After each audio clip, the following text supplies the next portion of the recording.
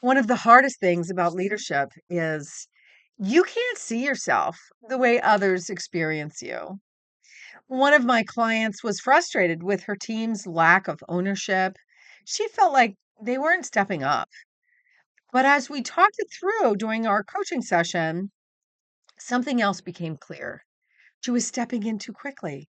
She would jump in to answer questions, take on the problem, come up with solutions before people had a chance to think it through.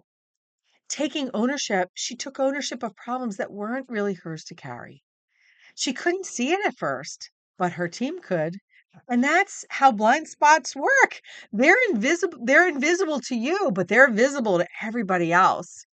I'm Dr. Julie Donley, and I work with leaders to reduce stress so they can lead with more calm, clarity, and confidence. You may have your best intentions, but other people experience your behavior. And when those don't match, when intention and impact don't match, that's where the blind spot lives. It's not that you're doing something wrong on purpose. It's that what feels normal to you is having an impact that you don't see. And the impact is always more important than your intention. So, if you want to start seeing your blind spots, here are 4 places to begin. The first is to slow down enough to notice what is happening around you. If you're always moving, always solving problems, you miss the patterns. So, pay attention to where things feel off, where conversations don't go the way you expected. That's usually a signal. The second strategy here is to watch how people respond to you. You don't need a formal feedback process to learn a lot. Do people speak up easily? Do they hold back?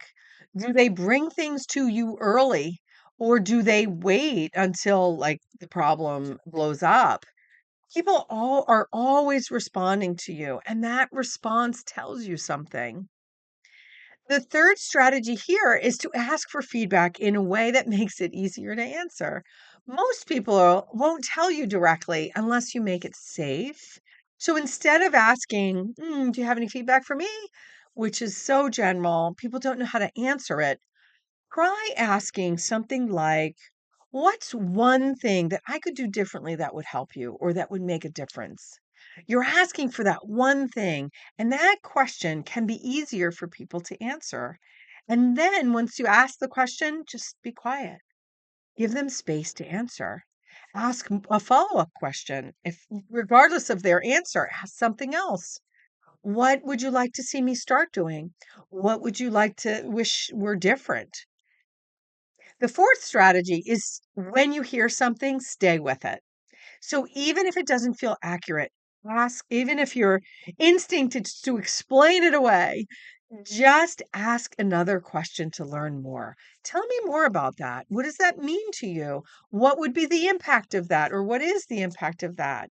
You want to get them talking and learn their perspective, gain more information from them, and then just sit with it long enough to consider whether there is something here that you have not seen.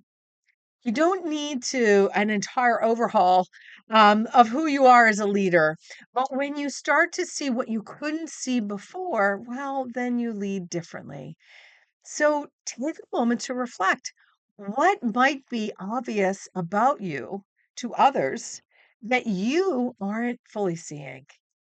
And who might you ask to help you to see it more clearly? If this was helpful, then be sure to like the video and subscribe to the channel and share it with someone who wants to lead at the speed of people.